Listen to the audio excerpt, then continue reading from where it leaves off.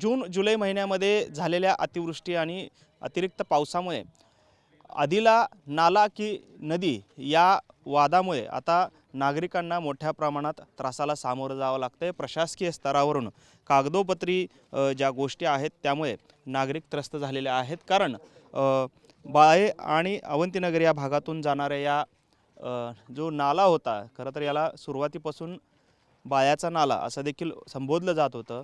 मात्र गेल्या काही दिवसांपासून सामाजिक कार्यकर्ते असतील, त्याचबरोबरीनं पर्यावरणवादी कार्यकर्त्यांनी ही आदिला नदी असल्याचा दावा जो आहे तो केलेला आहे आणि त्यामुळेच आता महापालिका स्तरावर सुद्धा मोठ्या प्रमाणात वादविवाद जो आहे तो निर्माण झालेला आहे. त्यामुळे महापालिकेकडून या नाल्याच्या परिसरातल्या अनेक लोकांना जे आहेत ते निर्बंध लादले गेलेले आहेत. त्यांच्या बांधकाम परवाने असतील, त्याचबरोबर वेगवेगळ्या पद्धतीचं मार्किंग असेल, अनेकांनी लोन घेतलेले आहेत की लोनसाठी कागदपत्र दाखल केलेले आहेत. त्यांना आता या ठिकाणी या सुविधांपासून वंचित राहावं लागतं आहे. हे सर्व या स्थानिक नागरिक आहेत ज्यांचे इथे प्लॉट्स आहेत, त्यांचं काय नक्की म्हणणं आहे ते देखील आपण जाणून घेणार आहोत. काय परिस्थिती निर्माण झालेली आहे? तुमच्या हातात अनेक कागदांचा मोठा बंच आहे. काय परिस्थिती निर्माण झालेली आहे? सगळ्यात महत्त्वाचं म्हणजे हा जो आदिला नाला आहे त्याची कुठल्याही प्रकारची साफसफाई केली गेलेली नाही. ज्या आपल्याकडे ती नोंदी होत्या त्यानुसार तो जवळपास 5 मीटर इतका तो खोदला गेला पाहिजे होता आणि जवळपास एक 60 फूट इतकं त्याचं रुंदी व्हायला पाहिजे होती. पण कुठल्याही प्रकारचं ते मोजणी न करता फक्त ओव्हरऑल त्याचं खोलीकरण करणं हेच काम केले गेलेलं आहे. दुसरी गोष्ट म्हणजे या ओढ्यामध्ये किंवा या नाल्यामध्ये जे काही अतिक्रमण होऊन काही पूल तयार झालेत याच्यामुळे पाणी पुढं सरकलं नाही. आज जर तुम्ही परिस्थिती बघितली तर पाणी पूर्णपणे थांबलेलं आहे. जर हा नदी असली असती किंवा बाकी काय असलं असतं तर ते पाणी प्रवाही झालं असतं. त्याला कुठल्याही प्रकारचं पाणी जाण्यासाठीची व्यवस्था इथं केली गेली नाही. महापालिका याला नदी म्हणण्याच्या भूमिकेमध्ये आहे. त्याच्यामुळे अनेक गोष्टी पुढं बाधित होणार आहेत. यावरती सुद्धा लक्ष देणं गरजेचं आहे. कारण का जर नदी म्हटली तर त्याला जवळपास काही लाईन्स येणार आहेत ज्याच्यामध्ये 100 मीटरपर्यंत 150 मीटरपर्यंत लाईन येणार आहेत.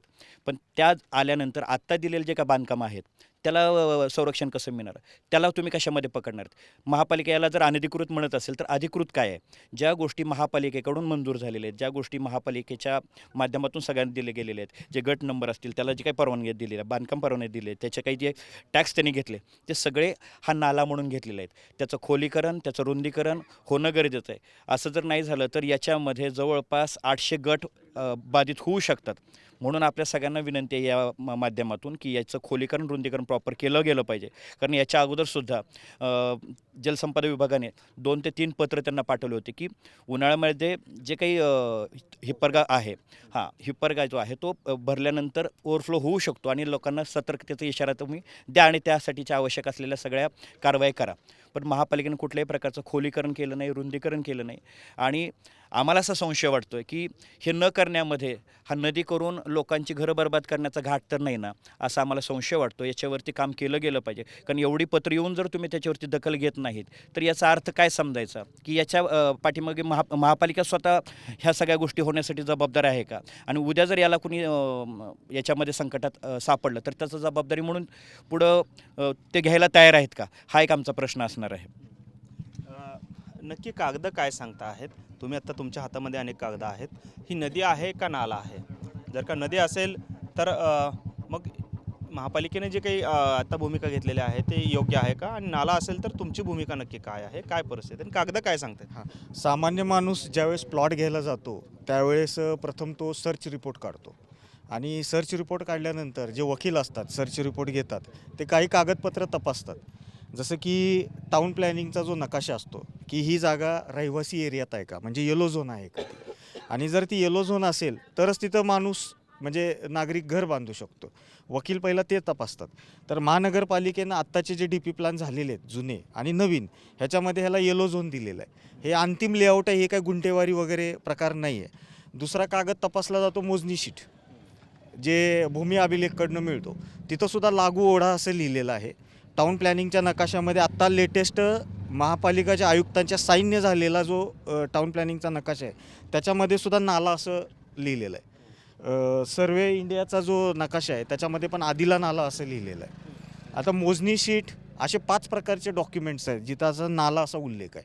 मुख्य प्रॉब्लेम काय आहे, जर ह्याला नदी म्हणलं गेलं तर त्या लाईन येणार आहेत आणि लाईन आलं तर इथं जवळपास आम्ही आकडा काढला 1200 लोक इथं बाधित होऊ शकतात. आणि हा जर नाला राहिला तर ह्याला नाल्याचे रूल जे 6 मीटरचा किंवा 9 मीटरचा रूल आहे तो लागू होतो इथं. आमची टेक्निकल अडचण ती आहे. आणि आम्ही ज्यावेळेस इथं घर घेतली त्यावेळेस आम्हाला माहीत नव्हतं की ही नदी आहे, कारण आमच्या खरेदीच्या आहेत ते 3-4 वर्षापूर्वीच्या खरेदी आहेत. आम्हाला जर माहीत असलं असतं इथं नदी आहे किंवा इथं लाईन्स येणार आहेत तर आम्ही इथं प्रॉपर्ट्या घेतल्याच नसत्या. आम्ही काय भरपूर ठिकाण नव्हती जिथं आपण प्रॉपर्ट्या घेऊ शकतो, पण आता आम्ही इथं प्रॉपर्ट्या ऑलरेडी घेतलेल्या आहेत. सर्च रिपोर्टमध्ये क्लिअर टायटल असं प्रॉपर्टीमध्ये आले, त्या अनुषंगाने बँकेंनी सुद्धा त्यांना लोन दिलेलं आहे आणि लोकांनी इथं घरं बांधून राहायला आलेले आहेत. 30-40 लाख रुपयाचे प्लॉट आणि 30-40 लाख रुपयाचं कन्स्ट्रक्शन केलेलं आहे. आम्ही बातम्या बघितल्या अनधिकृत बांधकामं वगैरे वगैरे, इथं एकही घर अनधिकृत नाही आहे. सगळ्यांचे अंतिम लेआउट आहेत, त्याच्यामध्ये बांधलेली घरं पूर्ण अधिकृत आहेत. आणि आता सडनली जर सांगितलं गेलं की तुम्हाला मागं हटावं लागेल किंवा तुमचं घर पाडण्यात येईल तर आमच्यासारख्या सामान्य नागरिकांचं काय होणार? कारण 80-90 लाख रुपयाचं जे कर्ज आहे ते कसं फेडायचं? आणि आजच्या तारखेला सुद्धा टॅक्स वसूल केला जातो आहे महानगरपालिकेकडनं, ओपन प्लॉटचा असेल, घरांचा असेल, तो कशाच्या आधारे करताय? पण महापालिकेनेच तुम्हाला परवानगी दिली असावेत ना ह्या सगळ्या. हो. मग आता महापालिकाच असं का म्हणते, काय कारण असावं? काही समजायला तयारच नाही नागरिकांना. आम्ही महापालिकेमध्ये गेलो, तिथले ज्युनियर इंजिनियर, सिनियर इंजिनियर ह्यांच्याकडे आम्ही विचारणा केली. त्यांनी म्हणले इरिगेशन डिपार्टमेंटकडे तिकडून त्या डिपार्टमेंटकडून लाईन येणार आहेत. मग आम्ही तिकडे गेलो, तिथं पण अर्ज केले की त्या लाईनचा काय विषय सांगा, कारण आमच्या बांधकाम परमिशन थांबलेत, काही जणांचे वापर परवाने थांबलेले आहेत. काही बँका त्यांना मागणी करतायत की काही डॉक्युमेंट्स परमिशनचे वगैरे द्या. मग आम्ही इरिगेशनकडे दिल्यावर त्यांनी म्हणतात की आम्ही बॉम्बे IITला वगैरे ह्या लाईनचं काम दिलेलं आहे. मग आम्ही त्यांना खाजगीत विचारलं की ह्या लाईन किती येऊ शकतात, तर ते म्हणले मिनिमम 100 मीटर येऊ शकतात.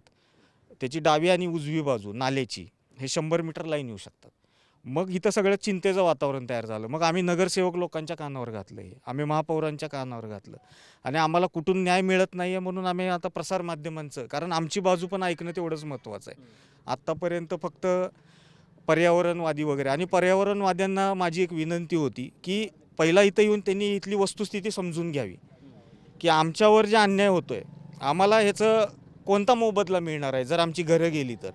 पर्यावरणवाद्यांनी आधी त्याच्यासाठी लढावं, आमची बाजू घ्यावी, कारण ह्याच्यामध्ये आम्ही आमच्या इंटरेस्टनी घर बांधलेलं नाही आहे, सरकारी कागद आहे म्हणूनच आम्ही इथं घर बांधलेलं आहे.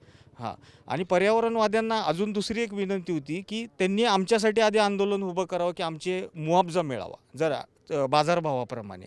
कारण आम्हाला असं समजलं की इथं TDR वगैरे दिला जातो. TDRचा रेट 200 रुपये स्क्वेअर फूट आहे. सर्व लोकांनी 2,000-2,500 रुपये पर स्क्वेअर फूट प्रमाणे जमिनी घेतलेत, त्याच्यावर कन्स्ट्रक्शन झालेले आहेत. एवढा फरक कसा मेंटेन होऊ शकतो? कारण भारतामध्ये आजपर्यंत नदी नाल्याच्या शेजारी कोणालाही कॉम्पन्सेट केलं गेलेलं नाही आहे. जर केलं तर पूर्ण देशामध्ये द्यावं लागेल. त्यामुळे इथंही तोच रूल होणार आहे. हां, जास्तीच्या लाईन जर आल्या तर खूप साऱ्या लोकांवर अन्याय इथं होऊ शकतो, हे आपण बघू शकता. मामा तुम्ही जुने आहेत, काय परिस्थिती आहे? काय हे नाला आहे का नदी आहे, काय परिस्थिती आहे? हे मुळशीचं नाला ओढा आहे, आमच्या उताराला तर ओढा आहे, कारण मी पंधे कंट्रेशनला मी स्वतः आणलेलं आहे इथं. तर त्यावेळेला ज्यावेळेला त्या बाजूला बाळ्या हद्दीत 12 मीटर DP रोड, कसबे हद्दीत 12 मीटर DP रोड हे कॉर्पोरेशनने टाकले ना. हे चुकीचं केलं आहे, द्यायचं नव्हतं नदी, आधीची नदी आहे म्हणल्यानंतर. हे फार मोठी चूक केली आहे त्यांनी.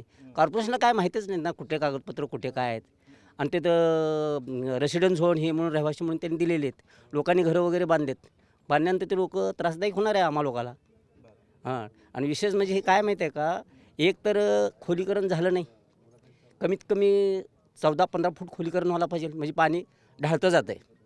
कारण शहरात पाऊस झाला आणि इथं बाळ्यात पाऊस झाला की 14 कामाणी हे कुणाला माहीत बी नसेल, 14 कामाणीपाशी पाणी तटतं आहे, त्याच्यामुळं पाणी शिरतं आहे. आणि हे कमीत कमी आता माझं वय 75-76 वय आहे, पहिल्यांदा आले पाणीच नाही. हे आधीला नदी नाही, हे मी स्वतः सांगतो.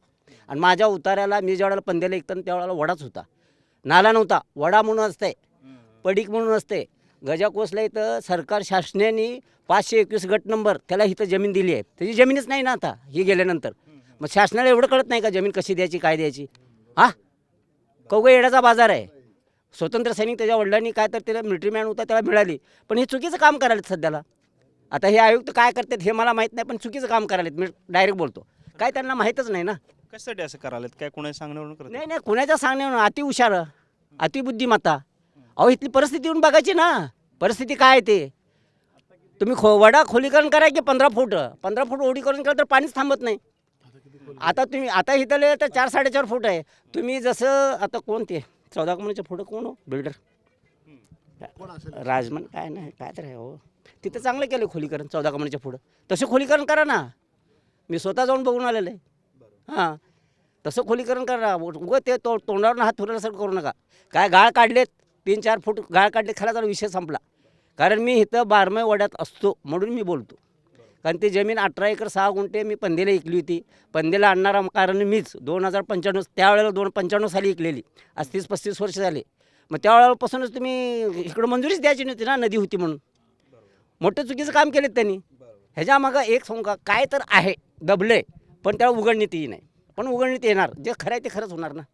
मग हिप्परग्याच्या ज्या वेळेला पाऊस पाणी झाल्यानंतर ओरफुल पाणी झालेलं इथं पाणी येत होतं, त्यावेळेला आजूबाजूला घरं बी नव्हते. आम्ही स्वतः पाणी पित होतो, एवढी धार कम होती. आता ह्यांनी 50 फूट खोली म्हणजे 50 फूट लांबी रुंदी केलं आहे. पण 4 ते 4.5 फूट खोली आहे आमच्या इथं. आणि इथं पाणी तटलं गेलेलं आहे. इथं जे फूल जे बांधलं आहे व्यंकटेश्वरांनी, तर पाणी तटलेलं आहे. पुढं पाणी प्रवाहच नाही ना त्याचा. तर ह्या लोकांनी डायरेक्ट सर्वे करून विषय सोडवा. दुसरं काय पण पाहतोय खरं तर अनेकांनी आपल्या आयुष्याची पुंजी जी आहे ती या ठिकाणी लावलेली आहे. मात्र अचानकपणे आता नाल्याची नदी करण्यात आलेली आहे आणि त्यामुळे आम्हाला त्रास जो आहे तो प्रशासकीय स्तरावरून होतोय. त्यामुळे प्रशासनाने यामध्ये ज्या स्वतःच दिलेल्या परवानग्या आहेत त्या त्यांनी नियमित कराव्या अशी मागणी जी आहे तिथल्या स्थानिक नागरिकांची होताना आपल्याला पाहायला मिळते. कॅमेरामन विनोद हुंगणाबादकरसह सागर सुरवसे, TV9 मराठी, सोलापूर.